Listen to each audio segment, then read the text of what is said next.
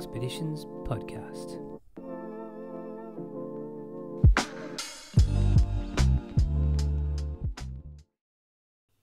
Hey everyone, welcome back to the Expeditions podcast, season 1, episode 6. My name's Aaron Harvey, and I just want to say thanks for joining us again. And if you're tuning in for the first time, welcome to the podcast. So this week I thought I'd do something a little bit differently. It's going to be the last episode of the season for this year as we get towards the end of 2020, which has been quite a bizarre year. I'm sure you can all agree.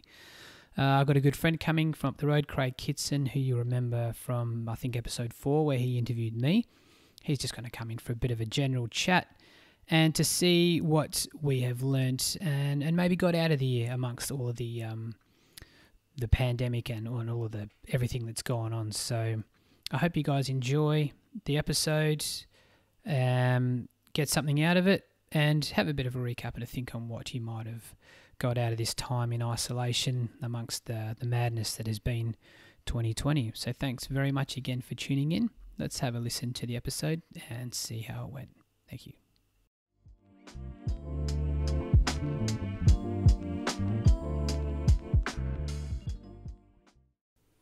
All right, so welcome back. We're joined again by Craig, has come in again today to have a chat. Thanks for making time for us again today. No worries, mate. Always make time for you. Yeah, I know you're busy and you've got lots of things going on in your world. And I just really appreciate you taking time out of that to come and talk with me about the year that was. Yeah, no drama, mate. It's a privilege to be asked to come talk to you, mate. Well, I know 2020, I just feel like I really wanted to finish the year by just, I guess, addressing the year instead of just ploughing on and talking about the topics that we have on the podcast. I just really felt like it was a good time. What a year. Yeah, and I guess a year that no one's seen before and possibly may never see again. But hopefully never see again. Hopefully, fingers crossed. So, yeah, just a few things we could just have a bit of a chat and talk about the year and see what's come out of it. Hopefully what I've learned, I'm hoping, is other people have got good things out of the year as well, which is worldwide has been a pretty bad year. Yeah, it's been, you think back to the beginning of the year, it all started off so normally. Yeah. I think, we knew about COVID off in China, but that was something that was a long way away and it wasn't really a thing. And then slowly the reports started coming through in sort of February, March, was it? Of countries starting to shut down and borders shutting down, and life went from being quite normal to quite different quite quickly. And, I was supposed to go to Europe in January for work, and I can remember the company, and this was the first time it sort of hit me how serious it was the company said, we've actually stopped non-essential travel. I was like, oh, that's a bit odd. And then I just sat around waiting, expecting it to go away and then just resume normal work again, and just things got stricter and stricter until we got to the point where we weren't allowed to go out of the region, was it? Yeah, I think they closed the regions down in about, it would have been about March, I think, in Western Australia, yeah. But I can remember everyone in town was taking it at different levels of seriousness. Like some people told me I was being a little bit sensationalist about it, but everyone sort of took it serious, more different levels of seriousness. And I think the reason I took it so seriously is because back in January, before everything closed down, I was already been told you're not going away. And I thought, if the company's taking it this seriously, there must be something to this. Yeah, and it seems so absurd at the start to close international travel. Yeah, I was like, I can't believe they're closing off the country, and then states were closing off to states, and then regions by regions. It just seems so absurd, but yet a couple of days ago there was another outbreak in New South Wales, and they're just closing off New South Wales again. I mean, it's almost normal now to just be closed off to a state where, that's a good thing probably. Like, we don't want it to come in here, and I can't believe how incredibly lucky we have been to not have had it come to town in trouble the state too much. There have been cases in Perth which have... Except for the Dunny roll. Yeah, well, that side of it... Dunny Gate. It was incredible. So, and I know the world, majority of the world is still in shutdown, and they're really still suffering with these huge numbers of infections and... I mean, your whole supply and demand chain has changed as well. Like, you know, it's only just recently that they've let you take more than one packet of pasta at the supermarket, and toilet paper numbers are back to normal. And it was really bizarre walking around the shops and just seeing completely empty shelves. And there was no real reason for it. I mean, the place had shut down the borders, but we were still getting supplies in. But people just went into this hoard mentality, and I think it kicked off a whole, want of a better word, a journey for everyone. Yeah, but it's almost panic. Like, it was a panic stage. I think people just got so panicked, and as soon as you get into that panic mindset, you've just got to go out, and it's not like you're not even thinking. You're just following whatever else is happening. Yeah. Oh, there's only one roll of toilet paper left on the shelf. I better grab that. Yeah. There's only one packet of rice. Well, quick, better grab all the rice. Yeah, you know, like everyone. Got 10 kilos in there. Yeah, even though I'm all right. And then it just got crazier and crazier, and it wasn't just COVID. There was just crazy stuff happening even outside of COVID. For us as a family, personally, we've had some tragedy this year. We've had it seems like one hit after another, and it's just been. I think the thing for me that I've focused on the whole year was I started pushing problems out of my spectrum. You know, as more problems came in, I just started saying, well, I can only deal with a certain number of things, and there's only a certain number of things I can actually have control over. So I started just prioritizing the problems and trying to deal with those things that I could deal with when I could deal with them. So I suppose it's been good in that way. And someone said to me this morning, it's if you wouldn't have had the year you've had, you wouldn't be going into what you're going into now. And we're going into some pretty exciting stuff now. Yeah, you guys are... I mean, I just told you I went to have a medical because I had to have a driving license. And I'm 42, so I've been, you're supposed to get a blood test every year for your, what is it? Your prostate. Your prostate. Cholesterol, and I think when you turn 40, I went in for bloods. I think about 2 weeks ago, I think I went and had my bloods taken. I just was talking to you before, and I've kind of been putting it off, a bit superstitious, putting off getting my blood test because I thought, I can't deal with anything else this year, and if something comes up in that blood test, I've got enough on my plate right now. But yeah, anyway, I ended up going to the doctor for this driving medical, and he said, "Oh, your blood pressure's a bit high. We're going to have to get your blood tested for do the full suite of tests." I was like, "All right, no worries." Anyway, went in yesterday, and now I'm what's that? Walking the green mile. Yeah, I'm just waiting for the sentence. Awaiting now. that result. You got to Yeah. It's a funny one because I remember just thinking about it. And it wasn't until I thought, I'm going to go in and get checked, and then you find yourself sort of laying there at night, running through all of the scenarios of what could happen. So yeah, but it does make you go and you feel better once you've gone and done it because. Yeah, but I also feel like I was thinking about this before as well. Like if anything does come up with the year I've had, I feel like I'm just gonna deal with it. There's a certain amount of resilience that I think we've all picked up this year, which is good. I hope. Well, yeah, and that, I think, like you were saying before, you were just pushing other things aside. Other things that you probably would have let stack up and tried to deal with them, and because it was just that life gets hold of you, and it just seems like everyone gets busier and busier. Yeah. And now, through this huge, like you say, a catastrophe, this worldwide pandemic, we've all learnt to go, hey, look, that's all these other things aren't really important right now. It's given us a chance to probably take stock. I think I've said that before. You get this huge chance to take stock, figure out what's important, and maybe take a bit of a breath and go, okay, things really aren't too bad.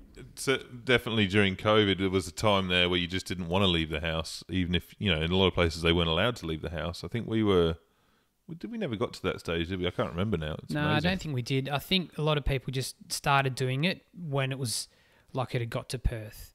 And then there was a case in Geraldton, and then there was a case in north of us in, I think, Port Hedland and Broome. Okay, it's on its way. It's going to be here within a week or so. And we were worried about the availability of healthcare facilities in town, which was nowhere near equipped to handle anything like that in such a small place. Yeah. It's I think we did actually go. It's amazing what you forget, isn't it? I think we did actually go through a lockdown. Because you remember you weren't allowed to go camping. That's right. There were people saying that, are we allowed to take the boat out or not?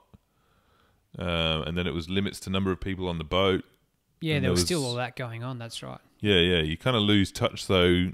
That was how much of a bubble we've been in Exmouth especially. But, in WA, is you kind of forget what the rest of the world's going on. Occasionally you flick the news on and you see what 250,000 people in the US have gone, and it's devastating.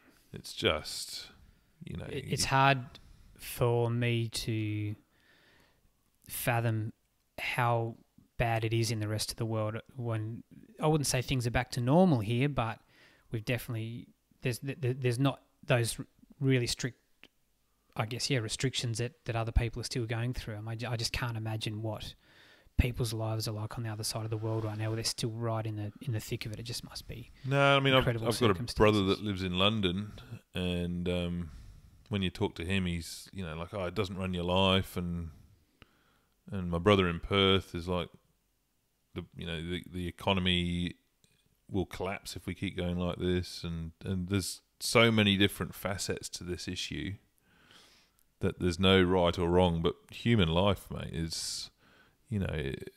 It's I don't know what the statistic is now of the death rate of people that get COVID, but it's huge, and it only has to affect you or someone you love for it to really hit home. And a lot of people in Australia have got a little bit complacent about that. I think they don't realise the impact it's had all over the world.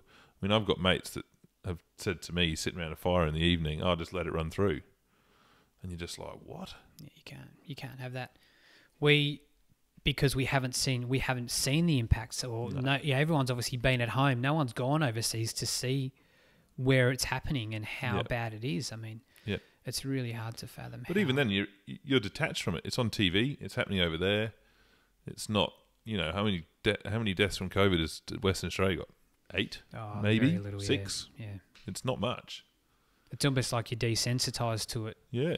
Because yes, you're seeing it on the news, but the news TV it's lesser down the order. Yeah. Now, there's new stuff going on that we can put on. And for WA people, they've had all the negative impacts except for the death, but they've had all the impositions, I suppose you'd call them. It's it's not they're an impost on your daily life. It's not, but we haven't seen the actual horror of it. That's right. You know we what I mean? Almost been on the front line, I guess, with what health workers are going through in New York City or in China, just to even see how overworked everyone is. And it's still going on. That's another. They're not out of the woods yet. It's also brought up another issue, which is fascinating to me, is how media has changed.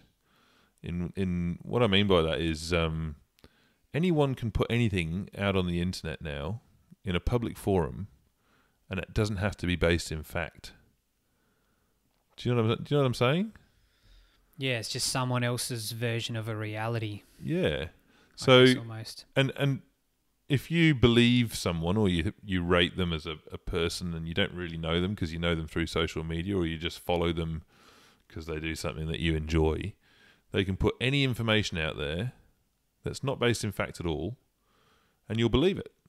Yeah, it's almost like someone that you look up to and respect. Yeah. Yeah, you can easily get led down that, like influencers and people like that. That's how. Yeah, not just that, but even Google, when you search something in Google, it will cater to your previous searches. So you will end up getting fed information. This is what I'm led to believe. Yeah, that's streamed. The algorithms pick up and they filter it more towards what aligns with what you search for, or the things you look at through your social media accounts. They're all kind of linked in the background behind you without you knowing about it. So for you, I think, like you've gone down the vegan track, and I suppose you've probably done some research in that.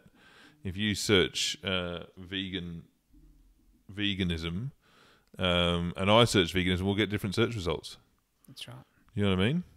Which fascinates me, because what it means is you're starting to polarize people's vision of the world, which is almost dangerous. Absolutely. I think, it's a scary thing. And even when you Google things with businesses and with what people do with their businesses, trying to get them up and running, is that someone could Google your business, but it might not show up at the top of the Google search, even if it matches the words exactly, because if you pay or you subscribe or you do something, or your algorithm fits their one, it'll show up at the top of the Google search above one that maybe doesn't, or that doesn't fit.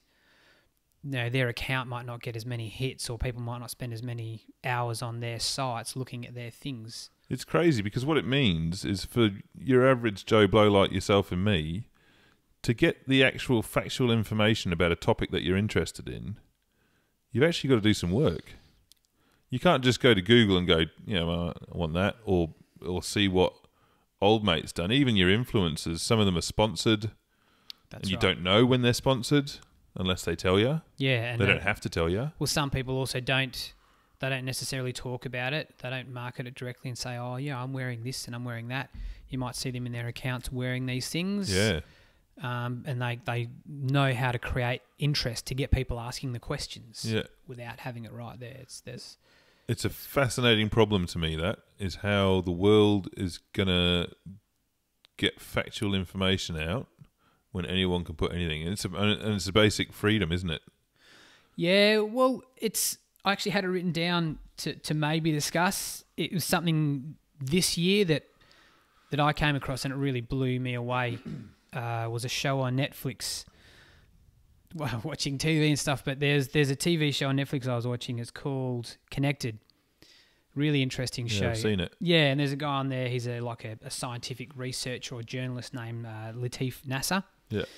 And he looks at all different aspects of our lives and the planet, and how certain things that you wouldn't even realise it connect us or other things. It's really incredible. And there was one episode I watched, I think it was called Digits. It might be like the third or the fourth episode in the season. Anyway, he basically comes across this law called the Benford's Law, or the first number law. Some people may have heard it. You can have a Google. It's fascinating. Yeah, this is the one you told me to watch, isn't it? Yeah. And what happened was there was a guy, I think the guy's name was Simon Newcomb. He was working in a US weather station or something. I think it's where the vice president might be housed. Yeah. Anyway, he was looking through these books of statistics and numbers and all sorts of things, and he found that people had only really read the first few pages of the book were heavily worn, but yet towards the back of the book, people didn't get to the back of the book and read. So once he looked into it more, they realised this law, and they call it the Benford's or the first number law. So if there's any numbers out there where you can make statistics and record statistics in any subject, you would generally think that, the numbers are fairly even. If you take the first digit of that number from 1 to 9, you think, they'd be pretty even with the numbers. 1, there'd be a percentage where they'd all fairly be the same. But it wasn't the case. What they found was, if there's any system where you could measure anything, where cities around the world, populations, and you took the first digit, number 1, they generally found that the number 1, every number started with the number 1 about 30% of the time. Yeah. Number 2, I think, was about 22%, 3, 17%, and then I think it curved down to number 9, generally occurred at about 5%. So they had this nice little curve that was like a pretty nice natural looking arc. Yeah. If they had any statistics, and this is if anything's true, if it is the way it is, without being influenced from any outside source, it would match the Benford law, the scale. Yeah. What they then used it for, I think, when they realised that it was quite handy, was when they looked into like the mob and the mafia cooking their books and manufacturing numbers. When they were manufactured to look okay, but they just sort of thought up numbers and put them here and there, they wouldn't match the curve of the Benford's law. And it goes right into statistics about nature.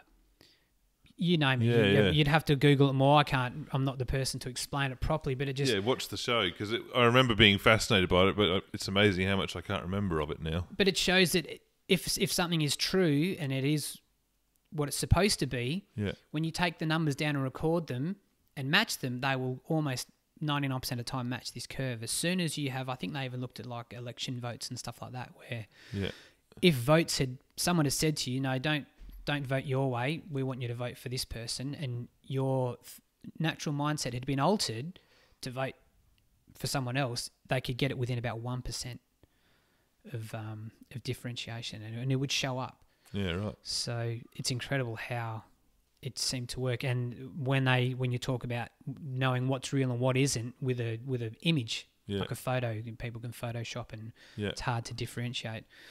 A digital photo is just numbers, really, on a smaller scale, and they can be calculated, match it.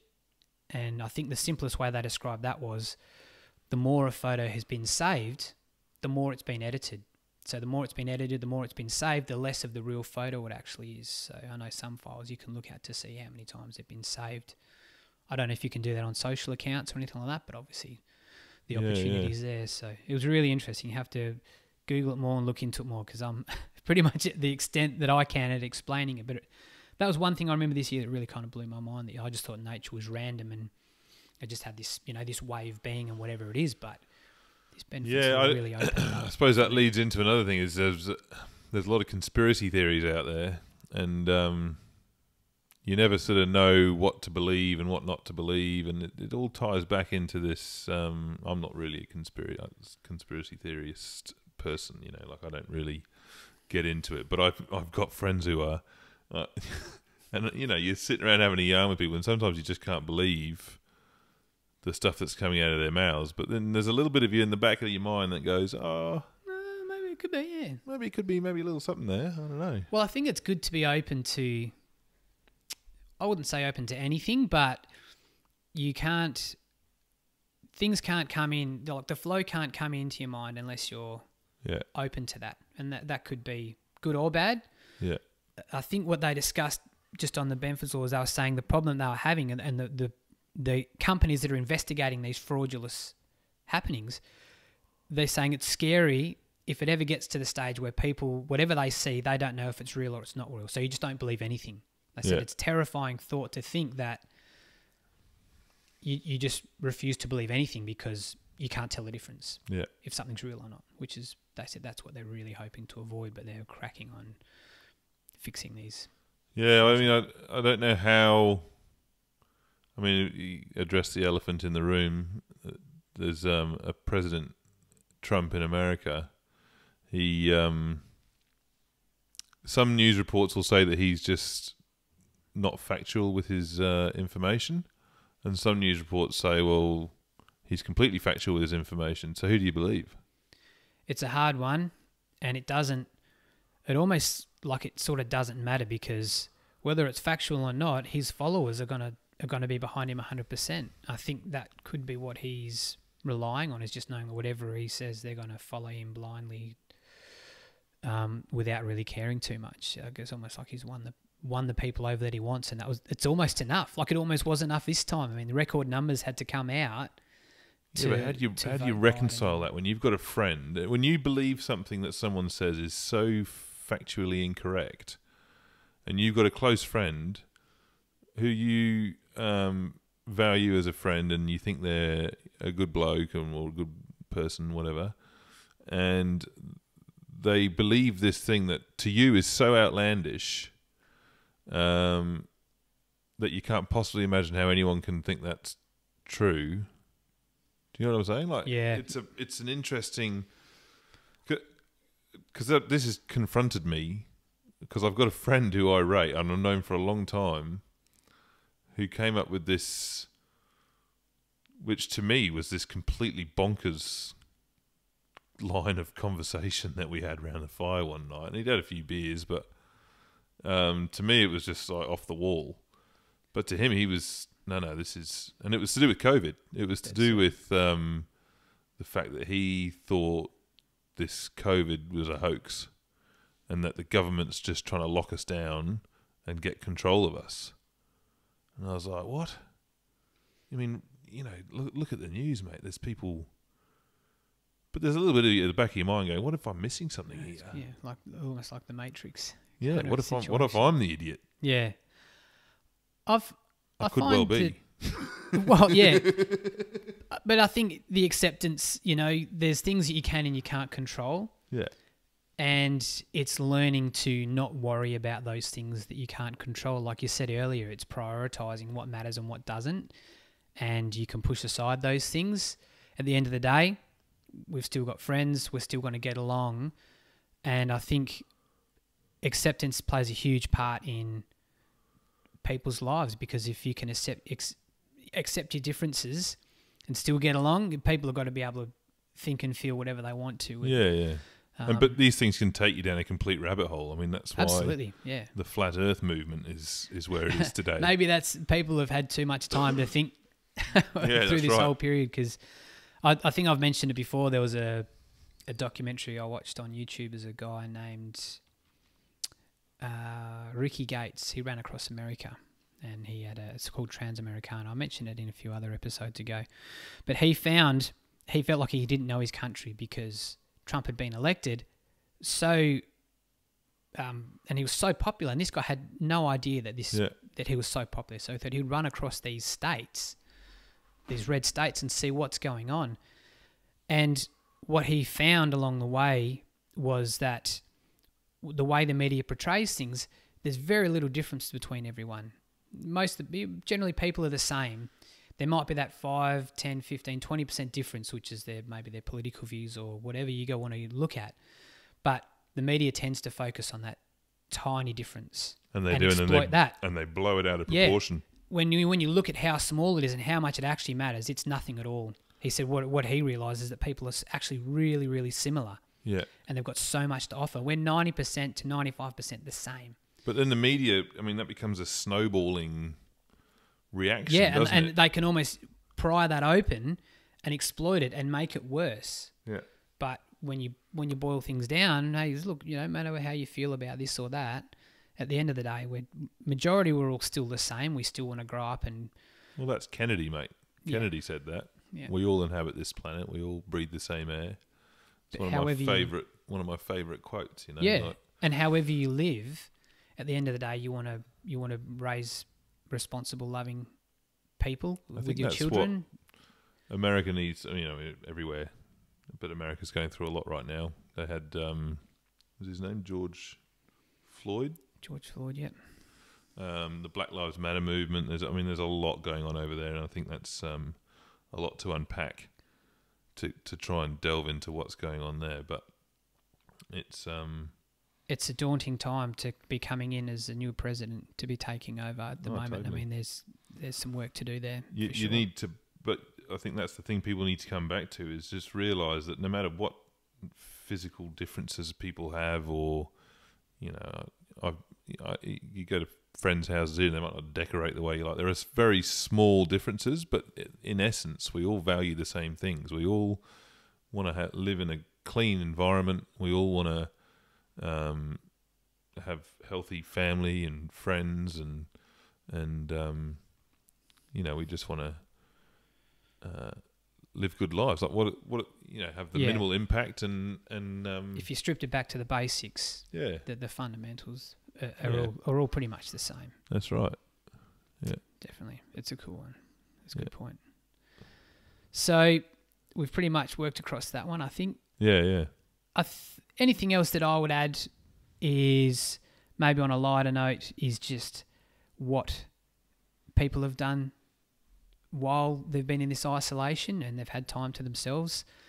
I feel like there's been a big relief in the whole FOMO, you know, the fear of missing out and the power of no, where your decision was kind of made for you to not have to be everywhere for everyone. You know, you can sometimes get stressed out where, we're going this place tonight for dinner and then we're meeting such and such, and then you get so busy going out and meeting everyone, where that was kind of taken off your shoulders automatically because you couldn't see anyone. Yeah. And it was nice to go, hey, you know what? We don't have to be there for anyone. No, I've noticed that and it was a massive stress relief. I've noticed that with a lot of my friends I know how busy we've been right now, and I feel like we're in a little bubble in a bubble in some ways, like we're actually trying to set up a new business, and we're just we're going through a lot of changes for our family, but outside of the time I am setting that up at the moment, I'm just focused on my family and making sure everyone's, we're all spending time together, and it doesn't leave a lot of room for everyone outside of your little family anymore. Whereas before we would always wonder what everyone else is up to, and catch up for a barbecue, do like you say, but and everyone's the same. Everyone I talk to is the same. Oh, what have you been up to? Oh, not much. We're just hanging out with the family, and it's totally okay. Yeah, because when people used to say no, you're like, oh man, they always say no. Like, what's going on? Are they avoiding us? And you're immediately getting anxiety. Yeah. When now it's like, yeah, that's cool. That's exactly what we're doing. Yeah. If we are lucky enough to catch up, it's also great. Yeah.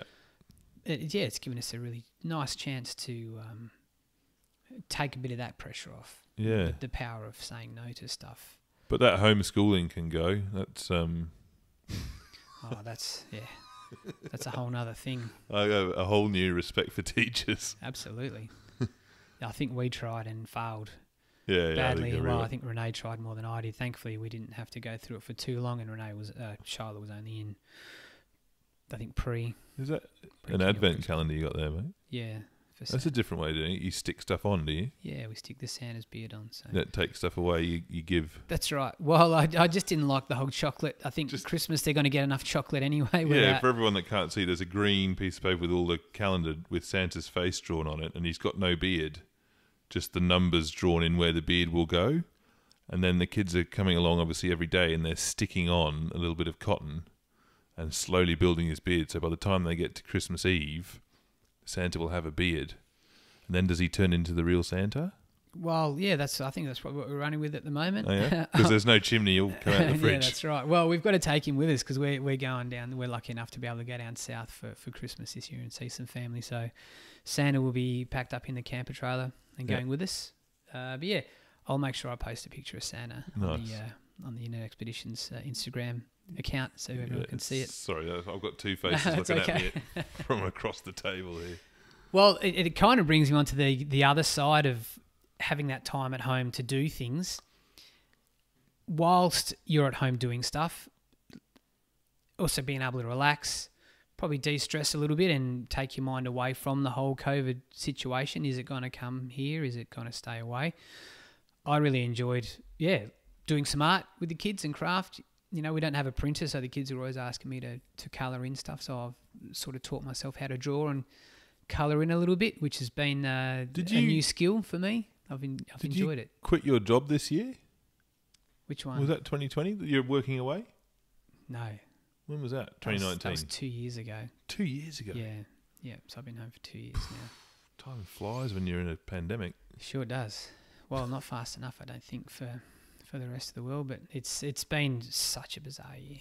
But I've learning how to draw. Like, I've never considered myself an artistic person, and I've never had that vision to create pictures or write music or any of that stuff. But what I have enjoyed with learning, going down the sort of art drawing path, is I like the mathematics side of it. How when you draw a face or a body or an animal, is how you can break it up and cauterize sections like of a face to know where the eyes sit, like halfway down the head. And have you been doing a course? No, I haven't. It's just teaching myself, self-taught on Google, our good friend Google. Have you?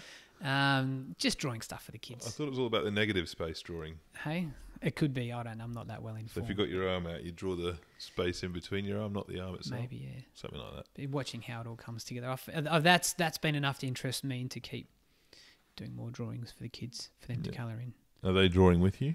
Sometimes. I generally colour in a bit more. I'll do the colouring in. Or we've got big chalk, we'll go and draw on the driveway or something like that. Yeah, we've got the Elf on the Shelf has just appeared at our house. Yep, he's pretty popular, that one. And Yeah, that's every morning. And Beck, my wife, has been away for the last 5 days or so. So my son Xander's been sleeping in the bed, and every morning at 5:30, it's Dad Uno. Like, I still have my eyes closed. Yeah. Dad Uno. So I've got to wake up and play Uno with Xander at 5:30 in the morning. That's lovely. Yeah, it's been great. Yeah. I actually really like it. I was a little bit gutted this morning when he came in because Beck's back and he didn't want to play Uno. Yeah, right. It's funny, the little things, isn't it? Enjoy it while it lasts, yeah. Yeah. Well, there's only a few years where they want to spend time with you. I mean, I know 13-year-olds and 12-year-olds that are already sort of starting to distance themselves from their parents, and there's a time when you've got kids when they're, for me, it was, I think, 18 months. That first 18 months was hard yakka for me. And it was exaggerated because I was working away at the time. I was doing 5-week swings, and it took me a lot longer. I mean, I went to sea 4 days after India was born, and I just really didn't connect with her until about 6 months. And it was a long, drawn out connection. Whereas you hear of a lot of people like, oh, it's like a bolt of lightning, or yeah. But I think I've heard that with a few people, especially dads that have had a daughter first. Yeah. They find it hard to connect because of the, if you had a son first, it would be more of that, the male connection. But I have heard that more than once that there's, but the guys struggle if they have for their firstborn is a girl. Yeah, I mean, we could do a whole episode on having kids, mate. It's absolutely, the ups and downs and the trials and tribulations. But anyway, back to what I was saying, that I think that first 18 months was hard yakka for me. But after 18 months, I can remember just there's moments when you can take your eyes off them. Do you know what I mean? Up to 18 months, I reckon one of you feels like you're always watching them. Yeah. And there's like, especially for the first one, they make a different noise when they're sleeping, or there's no noise. You run in there thinking there's something going on, and then usually there's nothing. But from 18 months to about 12, you've got a precious amount of time where they want to be with you, you want to be with them, and all the rest of it doesn't matter. Yeah, that's right. And I suppose that's changing a little bit for you now. You got a 9-year-old. Yeah, no, she's 9 going on 12, I suppose, but she's still good, mate. Like, she still wants to hang out. She still likes to. I don't know what the future brings. We spoke about it the other night at home, me and Renee, about the kids, how she had read or heard somewhere or read it that when they're young, the love that you have is you're a group, you're all together. It's like a bubble. And then when they hit that sort of 12 to 18 month age, they learn their independence. So they actually start to push you away a little bit and learn how to become their own little entity for maybe a couple of years and realize, hey, I can do things on my own and I don't need these guys. But then they get to a certain age, which is, I think Shiloh's about 6 now. I think she's just hit this next zone where she's come back to us. She's got her independence and she's looking at me and Renee as separate people, and she's loving us independently. And I've really noticed in her in the last couple of months, she's really come back to us and she's been really affectionate and quite, I wouldn't say emotional, but definitely, when they unpromptedly just come and tell you that they love you. It's all a phase, mate. Oh, I know, but that's what it is, right? You said that to me, it nearly broke me when we were talking about it the other week. But they do, they come in and out. And they make decisions on their own. That was something before we had India. So before we had kids, I think Beck was pregnant. And I heard from more than one person, just remember it's all a phase. And that's always played back through my mind. Even the good times and the bad times, I've always been like, oh yeah, it's just a phase. So you just get comfortable in one scenario. Like, oh yeah, we can deal with this new scenario now where we're, painting the walls with poo, or whatever the situation calls for. We get, we find a way to deal with that, and then the game changes again. So you're always on your toes, aren't you? Yeah, it's a crazy roller coaster. But it's brilliant. For the kids. It's brilliant, and I think that's one thing you get from a lot of people is you hear. I think people talk about the drama in their lives a lot more than they talk about the good stuff, and I think people need to talk about the good stuff as well. Like. Whenever you talk to someone that's about to have kids, it's like you try and scare them a little bit. You're like, oh yeah, you're ready for having no sleep, but there's those little things, mate, like the first time they call you dad, or the first time they tell you they love you, and all that stuff far outweighs anything that happens, isn't it? Yeah, definitely. when people that don't have kids tell you that they're tired and they're really tired and something, you need to tell my wife that you're tired. Yeah. Yeah. See how that goes, because we had a system where I'm a morning person. I get up early, I go to bed early, where Renee's the other way around. So she would always do the night shift with the kids. Yeah. And then she could have a sleep in, and I'd get up early with the kids. And how come I'm both? In the morning. Like I found it didn't really. Why would you do both? Where you're both on no sleep, you're both tired. We just had a cycle where let's just go almost like shift work. You do the nights, I'll do the early mornings and the days, and you can do the late nights. Well, I'm up till midnight and I'm up at 5:30. So how does that work? Yeah, I'm not sure. You're an anomaly of the process. I'll just crash eventually. No, but look, I felt it was right just for us to have a talk about the year. Yeah, and end on a note like that, rather than just, I wouldn't say just put out an interview, but yeah, I kind of felt it was right to have a discussion and acknowledge the year. That was just such a bizarre year, and it's been varied, mate. Like there's the crazy stuff we've talked about, but everyone I know has had other stuff outside of the big crazy stuff with just, tragic stuff and bad stuff. There aren't many people that I know that are just coming out going, 2020 was the best year I've ever had. I mean, even like you say, COVID aside, yeah, I know, you guys included have had just such a massive year. It's just been one thing after another, mate. Yeah, it's just been insane. Like I feel like we can only go up, but I'm hesitant to say that because I don't know what 2021 is going to bring. Well, yeah, I mean, it's categorised in the way that it's a calendar year, so you kind of would hope that, if it went from January to December, you could just cut it off and 2021 can just start off amazing. Yeah. I'm not really sure if that's exactly how it works. No, it's kind of arbitrary. I mean, it's an arbitrary number that we've created. But it feels like... Yeah. And does that give it enough significance, mate? That everyone feels like it's a fresh start? I hope so. Well, I hope so too. Good for people's mindsets as well. Yeah, I certainly am going into 2021 with a very positive outlook, and I feel myself coming back. I feel like my family's coming back. My wife's just taking control of her hair situation, which is, for those that don't know, you can see her at Salty Celebrant. I don't know if she put it on that one or her other one. Great, yeah. Beck she's Kitson. done really well. But she's just taking control of her hair. So she's got alopecia. It started when Xander was pregnant, and when she was pregnant with Xander, yeah. Yeah. When she was pregnant with Xander. So, I hope she doesn't mind me talking about this, but anyway. And for years, her hair's been slowly falling out, and finally, I'm so proud of her. She just took control and shaved her head, and she's rocking it, mate. She does. I think she looks fantastic. I mean, Beck's just a stunning lady. Yeah. And yeah, like you say, it really felt like it was.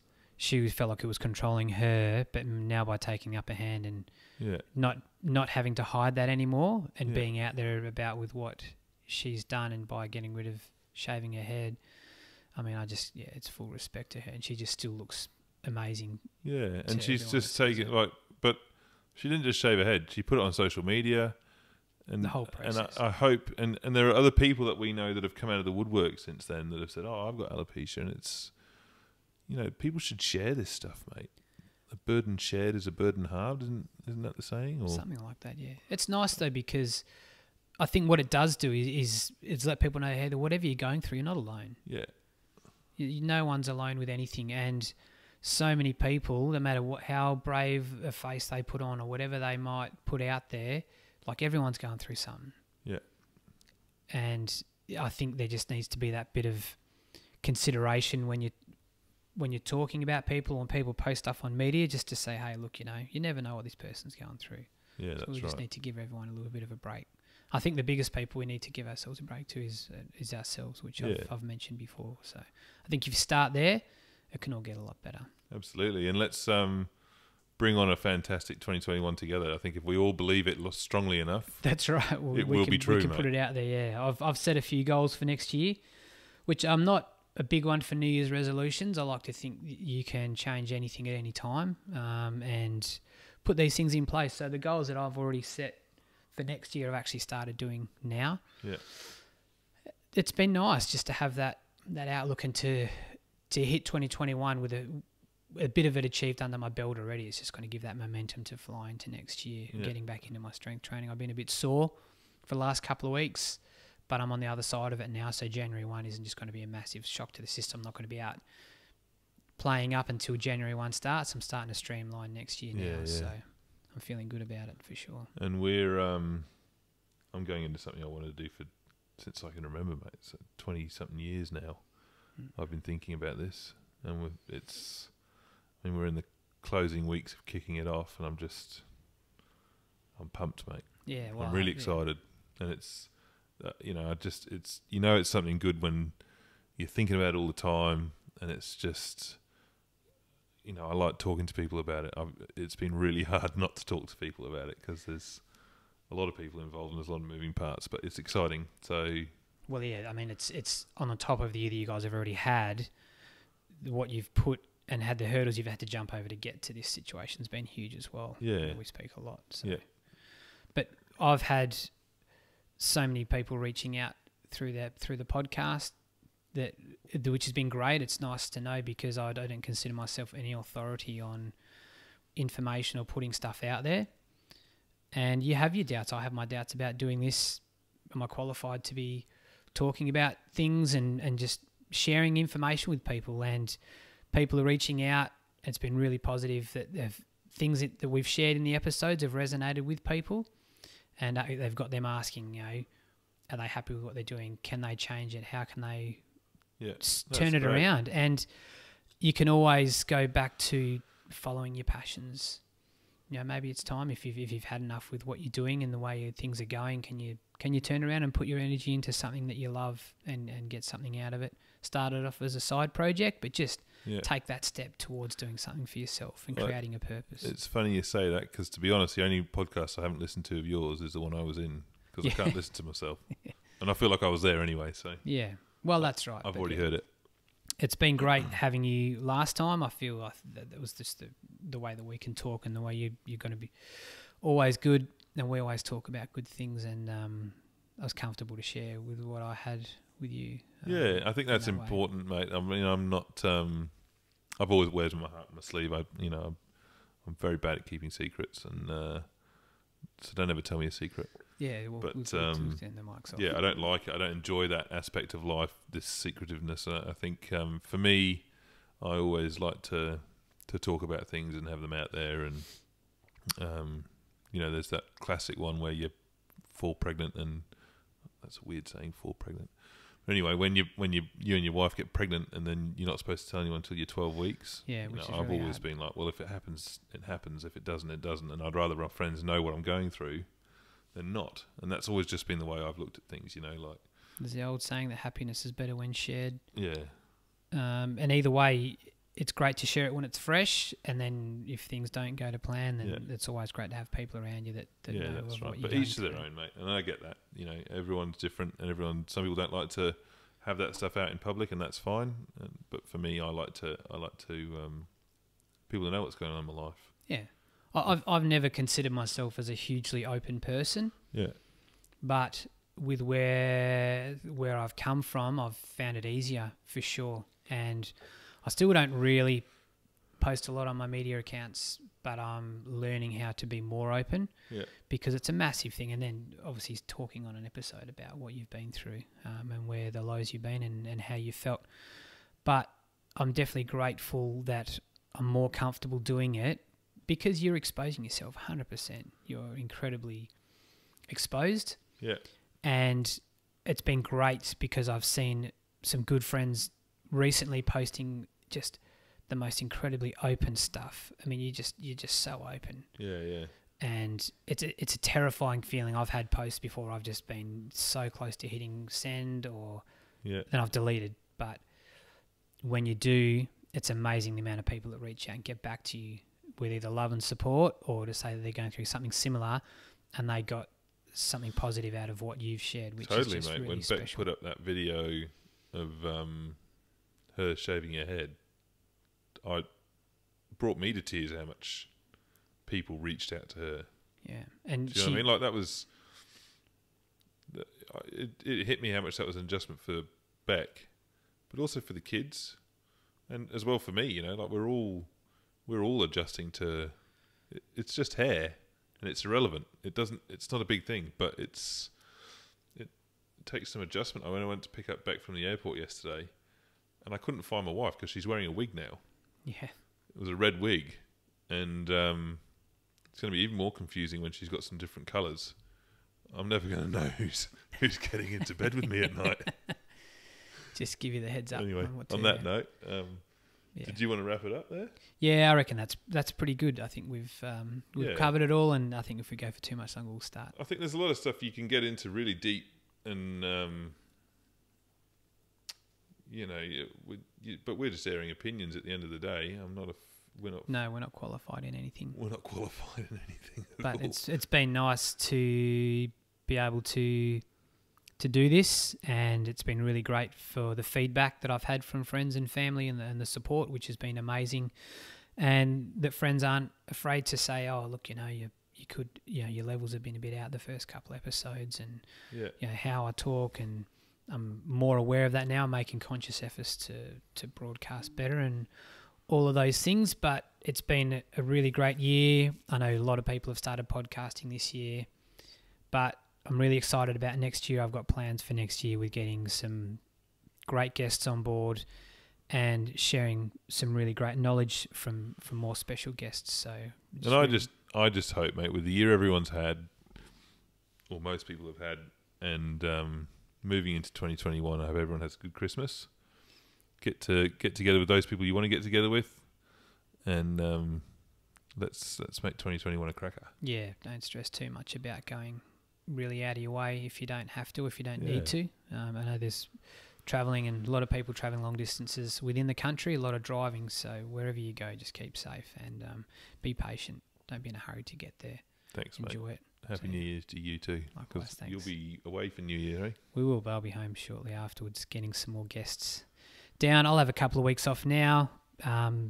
Episode 6, this one, it'll be the end of season 1. Yep. Obviously a shorter season because I just started late in the year, but please, tune in next year for season 2. I've really made some great pathways with new guests, and I'll be looking at doing remote episodes with some people all over the world who have got some really great stories and experiences to share as well. So thanks very much, everyone. Thanks again to Craig. Thanks for having me, mate. I'm super grateful for this opportunity. Pleasure. To put stuff out there, and for everyone that's helped out and given us time and space, and especially my family for leaving their house for me to record the episodes in the kitchen and everything else. And especially thanks to everyone that's tuned in. Please stick around. I hope you tune in and enjoy again next year. Thanks very much, everyone. Until then. Catch ya.